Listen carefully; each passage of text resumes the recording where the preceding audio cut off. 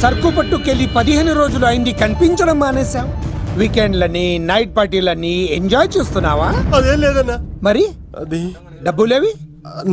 ఈ లీకర్ శంకర్ నీకు ఎలా కనబడుతున్నాడ్రా? మా అమ్మకి ఓపెన్ హార్ట్ సర్జరీ అయిందన్నా, డబ్బు మొత్తం ఖర్చు అయిందన్నా.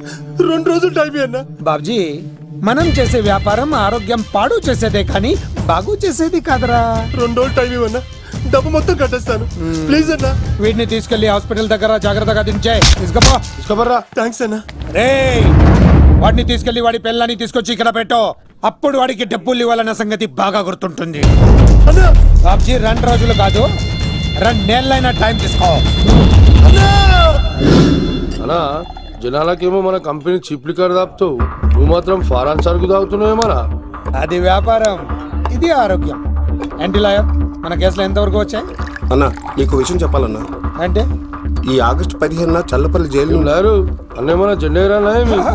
అన్నా నేను చెప్పేది కాస్త సీరియస్ గా వినన్నా.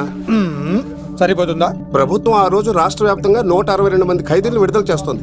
అయితే ఆ లిస్ట్ లో చల్లపల్లి జైలు నుండి దుర్గాదాస్ పేరు కూడా ఉంది. యావజ్జీవ శిక్ష పడింది కదా, ఎలా బయటికి వస్తున్నాడు? సత్ప్రవర్తనతో రావటానికి వీల్లేదు, ఇంకో కేసు వాడి మీద పెట్టు. అరే రానైతే రాని అన్న అని జైలు బయటనే కూర్చోసా. ఆడుకునే పులిజులికలు ఏమనదు, కానీ ఆకలితో ఉన్న పులిజులికెళ్తే చంపేస్తుంది. వాడు ఆకలితో ఉన్న పులిరా.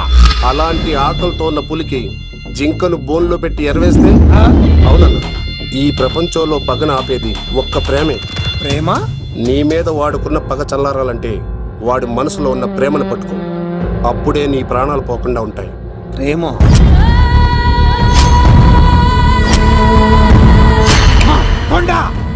ఆ దుర్గాదాస్ గాడి బిడ్డ ఎక్కడున్నా వెతుకో, వాడు బయటకు వచ్చేలోపు ప్రాణాలతో పట్టుకో. ఒకసారి వాడి చేతుల్లో చావుని దగ్గరగా చూసి వచ్చానురా, ఈసారి వస్తే వాడు చంపేస్తాడు. వెళ్ళి పట్టుకో. ఎవడ్రా?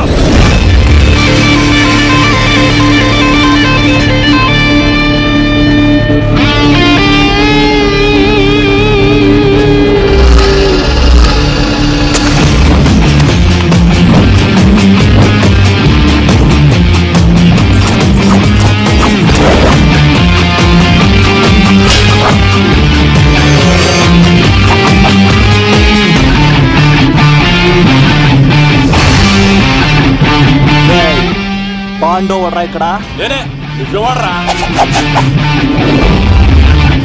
చిందేయాలంటే చిరంజీవి, డైలాగ్ చెప్పాలంటే ఎన్టీఆర్, ఫైట్ చేయాలంటే ప్రభాస్, తుమ్ము లేపాలంటే కత్తిసీను.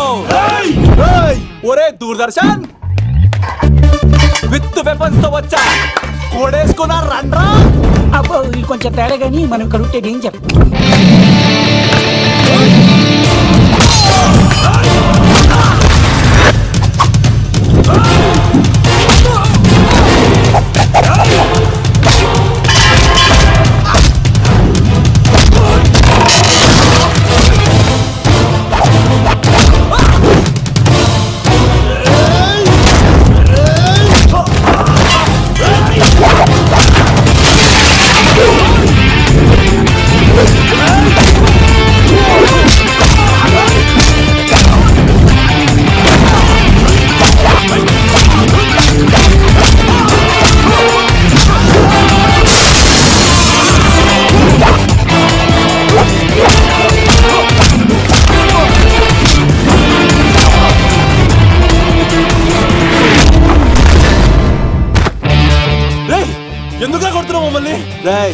నీ కాలేజీలో చదివే స్వప్నం మీద యాసిడ్ పోస్తానన్నావంట.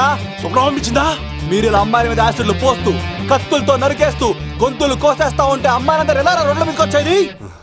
మీ వల్ల అందమైన అమ్మాయిలందరూ మొహానికి గుడ్డలు కట్టుకొని అమ్మా బాబులతో తిరుగుతా ఉంటే మేమందరం ఎలారా బీటేసుకునేది? పిచ్చెక్కిపోతుందిరా యూత్ అంతా. తెలుసా అన్న దాదా, నా ఎమ్మెల్యే, తాత మంత్రి అని కంత్రి డైలాగ్ లేస్తే ఇంకో 4 ఎక్స్ట్రా పడిపోతాయి.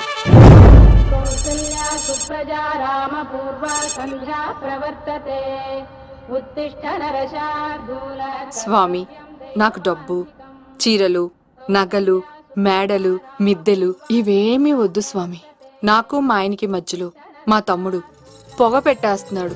పెంట మీద అన్ని తీసుకొచ్చి ఇంటి మీద వేస్తున్నాడు స్వామి. వాణ్ణి ఎలాగైనా సరే మా కొంపులోంచి బయటికి పంపించే శ్రీనివాస. అలా చేస్తే నీ 7 కొండలు 7 సార్లు నడిచొస్తాను శ్రీనివాస.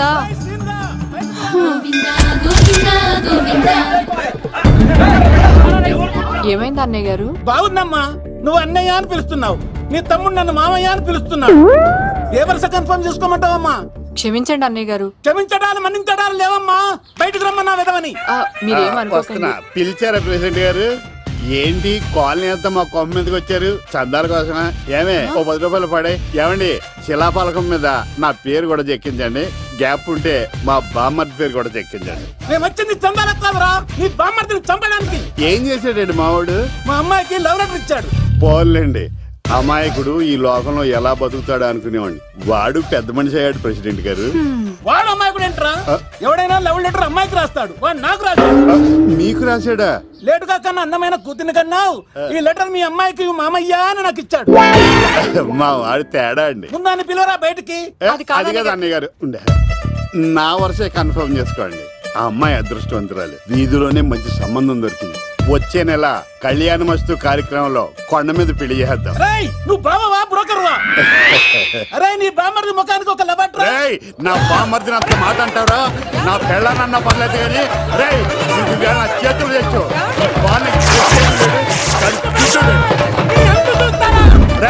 తెలిసిన కుర్రాడు మోటార్ బైక్ మీద లిఫ్ట్ ఇస్తానంటే మీ కూతురు ఎక్కించరా? ఆటోడికి డబ్బులు ఇచ్చి మరీ ఎక్కిస్తారు. ఎలాగిచ్చాను అటాక్? చిచ్చి సిగ్గులేని జన్మ. నీ జన్మ గురించి నువ్వెందుకే తిట్టుకుంటా? చిచ్చి నడి రోడ్డు మీద పరువు తీసేస్తాడు. తల్లి లేని పిల్లోడు కదా అని పెంచితే ఇంత క్షోభ పెడతాడా? తండ్రి అలా తయారయ్యాడు, వీడు ఇలా తయారయ్యాడు, మీరు ఇలా తయారయ్యారు. ఇదిగో ఇప్పుడే చెప్తున్నాను, ఈ రోజు నుంచి వాడి ఇంట్లో ఉండడానికి వీల్లేదు. నీ నిర్ణయం ఇదే అయితే నేను నా బామ్మర్ది పుట్టింటికి వెళ్ళిపోతాను. మీరు ఎక్కడికి వెళ్తున్నారు? పదండి ఇంట్లోకి. మరి నా బామ్మర్ది? ఇద్దరు కలిసి తగలడండి. బావా ఆ కూరలేను కదా, బీరేసేద్దంతా. వెయ్యను. ఎందుకు అక్కేమని తిట్టిందా? నువ్వే చూడు.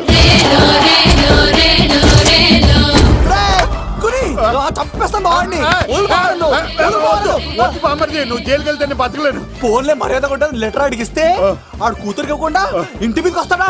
చచ్చిపోయాడు. అంటే ఈ వావరక్షణ అంతా నా గురించి కాదా? చంపేస్తాను.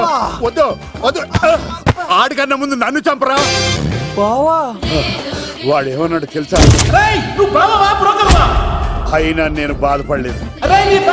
ఓ లవ్ అన్నాడు, నా పరువు మొత్తం పోయింది. మరి ఇప్పుడు ఏం చేద్దాం? బామ్మర్ది, ఈ బావ కోసం చిన్న పని చేస్తావా? చెప్పు బావా, ఏం చేయమంటావు?